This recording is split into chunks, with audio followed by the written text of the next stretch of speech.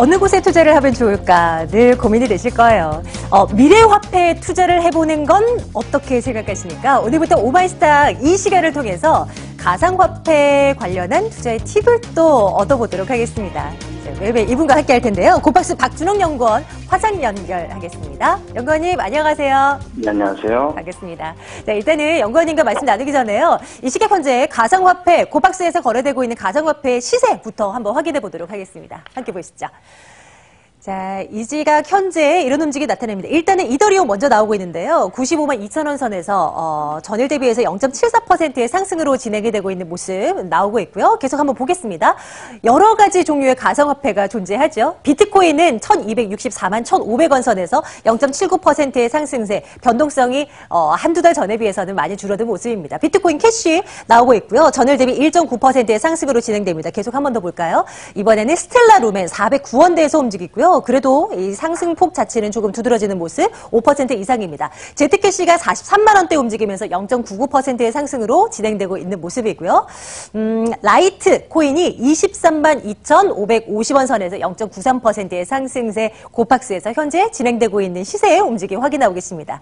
자, 연구원님 코인 오늘 거래 움직임 어떻게 보시는지요? 좀 투자 포인트 좀 챙겨주신다면 어디에 집중할까요? 네, 일단 전반적으로 많은 코인들이 지금 조금 어제보다는 가격이 오른 모습을 보이고 있는데요.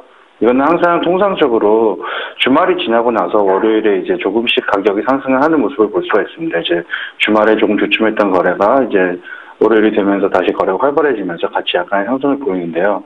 그것보다는 이제 지금 이제 차트를 보시게 되면은 이제 이더리움 같은 경우에 보시면 지금 보이시는 차트가 대략 한 지난달 24일부터 오늘까지의 지금 시세를 보여주고 있는데 완만하게 이렇게 하락하는 걸 보실 수가 있습니다. 그래서 거의 큰 변동은 없이 완만하게 하락하거나 횡보하는 모습을 보이는데 반해서 비트코인을 보시면 비트코인은 지금 약간 하락이 있었다가 다시 이렇게 쭉 완만하게 상승하는 모습을 또 보여주고 있는데요.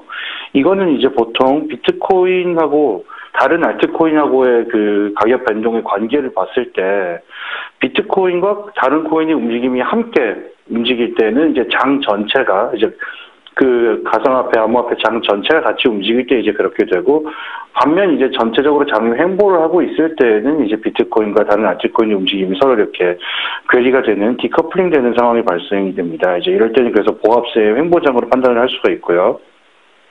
그런 다음에 이제 또 보실 수 있는 거는 이제 전 세계 거래량을 봤을 때 전반적으로 모든 코인의 거래량이 다 많이 감소한 것을 볼 수가 있습니다. 지금 이 화면에서 바로 확인하기는 어려운데 보시게 되면 대부분의 다른 거래소 같은 경우도 평소에 비해서 거래량이 많이 줄어 있고요. 이렇게 거래량이 많이 줄어 있다는 거는 지금의 가격에 이제 대부분의 그 시장 참여자들이 합의를 하고 있다는, 즉 어느 정도 가격의 균형을 이룬 평형점이라고 판단할 수 있다는 의미가 됩니다. 오늘 시장에서 어떤 움직임 보이고 있는지 한번 평가를 들어봤습니다. 가상화폐 관련한 이슈들도 연일 기사화돼서 올라오고 있는데요. 헤드라인 하나하나 열어보면서 그 내용 좀 들여다보도록 하겠습니다. 자, 어떤 내용들이 들어오고 있을까요? 첫 번째 뉴스 확인해 보도록 하겠습니다. 첫 번째, 인도 쪽에서 들어온 얘기인데요. 가상화폐 옥죄다. 투자자 10만 명의 소득세를 내라라는 헤드라인이 잡혀 있었습니다. 내용인즉슨 인도 국민들이 소득세를 내는 그 명수가 전체 인구수에 따져보면 그리 많지 않다고요. 12억 명이 넘어가는 이 국민을 보유하고 있는 인도인데 고작 소득세를 내는 국민은 전체의 1.7%에 불과하다라는 얘기인데요. 검은 돈들이 이 수면 아래에서 오가고 있는 것들이 많지 않겠는가 하고 인도 정부는 들여다보고 있습니다. 그래서 가상화폐 또한 그것이라고 칭하며 출처가 확인되지 않는 투자금, 가상화폐로 수익을 낸 부분에 있어서는 소득세를 과감하게 내도록 하겠다라는 내용이 잡혀 있습니다. 계속 한번 다음 뉴스도 볼게요. 다음 헤드라인입니다. 비트코인 문제 해결 신기술 등장했다고요? 주도권 잃지 않는다라는 헤드라인 잡혀 있는데요. 한번 열어보도록 하겠습니다. 자, 내용을 볼게요. 비트코인 점유율 하락. 사실 과거라고 하기에도 한 두세 달 전에 비해서 비트코인의 점유율이 계속 떨어지고 있는 듯한 느낌을 아마 투자자들 입장에서는 확연히 받고 계실 것 같아요. 그런데 이건 일시적인 침체일 뿐이다. 그동안 비트코인 관련해서 뭐 거래 속도라든지 아니면 이 거래 그 처리량에 대한 어떤 문제가 많이 발생이 됐었는데 신기술이 탑재되면서 이런 문제들을 해결해 나가고 있다라는 뉴스가 전해진 거고요. 또 비트코인으로 결제를 할 수 있는 가맹점 수가 전 세계적으로 19,000여 곳이 넘어간다는 점도 미루어 보아서 비트코인은 여전히 가상화폐의 1등 자리를 놓치지 않을 것이다 라는 뉴스들이 잡혀 있는 것 같습니다. 계속 볼게요. 다음 헤드라인 열어보겠습니다. 비트코인 1세대 핀테크 기업 서클이 대형 암호화폐 거래소 폴로닉스를 인수한다라는 뉴스가 잡혀 있는데요. 사실 이 가상화폐 관련한 이 기업들의 이름이 나올 때마다 좀 생소하죠? 연구원의 말씀 들어보도록 하겠습니다. 연구원이 이 뉴스 좀 쉽게 좀 분석해 주시겠습니까?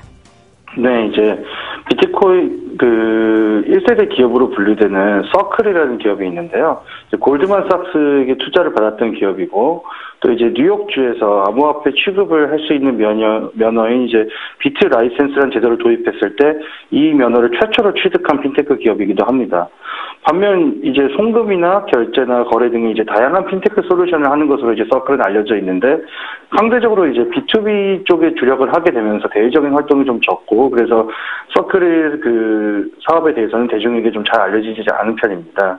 반면 폴로닉스 같은 경우에는 이제 달러나 원화와 같은 법정화폐를 취급하지 않고 오직 암호화폐 간의 거래만을 이제 비트코인과 이더리움 사이에 거래를 한다든지, 이더리움과 스텔라 사이에 거래를 한다든지 그런 거래만을 지원하는 거래소인데요. 이제 알트코인 쪽에서는 거래 1세대에 해당하고요. 그래서 2017년에 알트코인이 굉장히 붐이 일었을 때 그 붐의 주역이기도 했었고, 계속해서 이제 탑 10에 꾸준히 랭크가 되고, 최근에는 조금 이제 다른 경쟁자들, 이제 비트렉스나 바이낸스 같은 곳과의 경쟁에서 조금 밀려나면서 좀 자리를 내줬지만, 여전히 한 15위권 정도, 10에서 15위권 정도의 높은 거래량을 확보하고 있는데요. 이제 거래소들이 굉장히 이제 최근 1, 2년 사이에 많은 거래소들이 생겨났는데, 이렇게 인수합병을 통해서 이제 통합이 되고 정리가 되는 건 또 이제 자연스러운 시장 정리 과정의 일부라고 볼 수가 있습니다. 그래서 이번에 이제 서클이 이제 비트코인 1세대의 기업인 서클이 폴로닉스 대형 거래소를 인수하는 것도 그런 과정이 이제 시발점이 된다는 어떤 상징적인 의미가 있습니다. 자, 이제는요. 여러분들이 가상화폐 투자를 할 때 사실 공부가 필요하지 않습니까? 코인 개수는 너무너무 많은데 이 중에 우리가 눈여겨볼 만한 코인은 없을까? 이 고민을 좀 해보도록 할게요. 연구원님, 오늘도 공부 좀 시켜주세요. 어떤 코인을 한번 집중적으로 들여다볼까요? 네, 이제 최근에 새롭게 떠오르고 있는 이제 그 블록체인과 SNS를 결합한 이제 스티밋이라는 그런 플랫폼이 있습니다. 2016년에 정식 서비스를 시작해서 지금도 누구든지 이제 자유롭게 가입해서 사용할 수가 있는데요. 이제 기존 다른 암호화폐하고 비교해서 보자면, 원래 암호화폐는 보통 이제 컴퓨터 계산을 통해서 컴퓨터 자원으로 연산을 해서 그 연산한 결과물에 따라서 코인으로 보상을 받는 형태였다면, 이제 스티밋 같은 경우에는 SNS 활동, 이제 블로그나 이제 페이스북, 트위터처럼 사용을 하게 되면 그런 활동에 대해서 코인으로 보상을 해주는 그런 방식을 취하고 있습니다.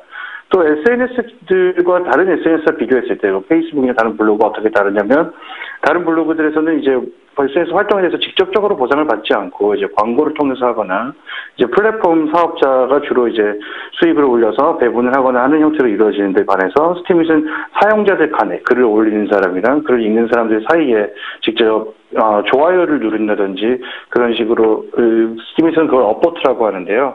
그런 방식을 통해서 서로 이제 보상을 받을 수 있는 그런 이제 중간자가 없는 형태를 취하게 됩니다. 그래서 이제 스티밋 같은 경우에는 기존 또 암호화폐와 차이점이 어떤 그 모든 사람들이 참여해서 최고를 하는 방식이 아니고요.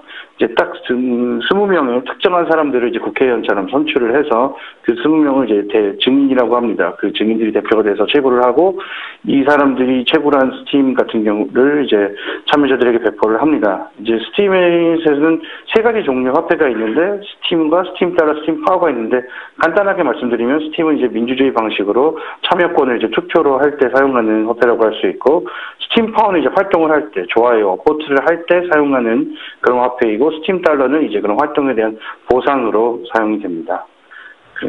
지금 현재 시가총액은 한 1조 원에서 2조 원 사이 정도를 움직이고 있고요. 지금 고박스에서 시세를 보시게 되면 고스박스에서 스팀이 3,800원에 스팀 달러가 3,875원에 거래가 되고 있는 것을 보실 수가 있습니다. 그래서 이제 활동을 통해서 스팀 달러나 이제 스팀을 얻게 되면 그걸 이제 바로 거래를 해서 자기 현금화를 시켜서 이제 일상생활에 활용할 수 있는 것이죠. 오늘은 스팀을 한번 들여다봤습니다. 매일매일 각양각색의 코인들 소개를 해드리고 가상화폐 관련한 이슈들 점검드리도록 하겠습니다. 오늘 고박스 박준홍 연구원과 함께 말씀 나눴네요. 연구원님 고맙습니다. 네, 감사합니다.